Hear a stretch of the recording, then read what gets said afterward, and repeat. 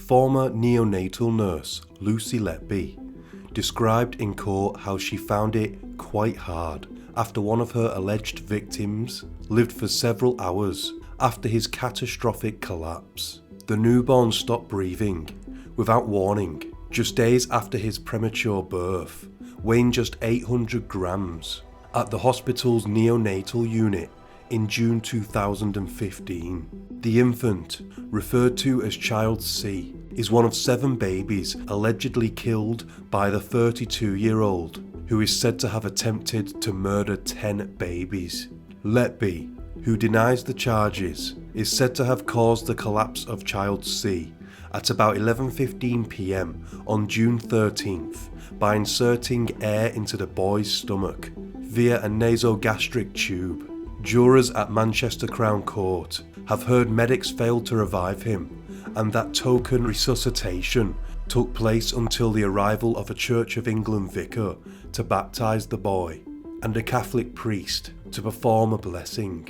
However, signs of life reappeared during the wait for the ministers, with the occasional gasps of breathing and feeble heartbeats noted as the parents cuddled their son. An on-call consultant could not explain the fairly minimal signs of life, but explained to Child C's parents the chance of him recovering was remote, and the prospect of him not suffering profound brain damage was extremely remote. Palliative care was provided and no further gasps or heartbeats were heard for some 5 hours after the christening of the child. Child C was pronounced dead at 5:58 a.m. on June 14th. When interviewed about Child C, Letby said she remembered him because he was a small baby. Letby recalled he deteriorated not long after his first feed by one of the nurses, but said she had no involvement in that. Her only involvement with Child C was when she was asked to help with the resuscitation attempt.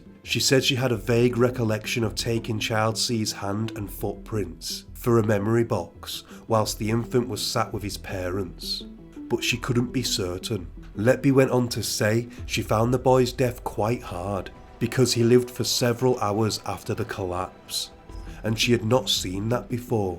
Detectives also asked her about the conversation in which a nurse was said to have asked Child C's parents if they wanted him to be taken away in a ventilator basket while he was still alive.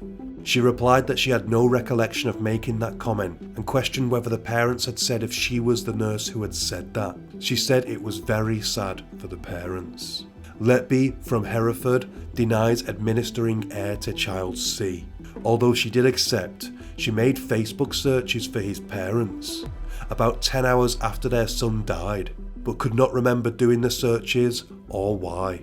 Dr. Bowen said, "My conclusion was yes, he had pneumonia, but that's not what caused him to collapse. I think the pneumonia contributed to not surviving the resuscitation." Asked to explain the buildup of gas in Child C's abdomen the day before his fatal collapse, Dr. Bowen said air could have accumulated via respiratory support he was receiving. The alternative explanation is a deliberate introduction of air down a fitted nastrogastric tube. Prosecutor Nick Johnson KC asked, "When you looked for a reason for Child C's collapse on June 13th, can you find an explanation?" Dr. Bowen replied, "No, babies like this should not collapse. You get prior warning that something is amiss. They don't go from being stable into a cardiorespiratory situation within minutes. They rarely collapse in this way, but they are usually responsive to resuscitation, and he was not. I will keep you up to date on this trial as it develops. Hit subscribe so you don't miss it."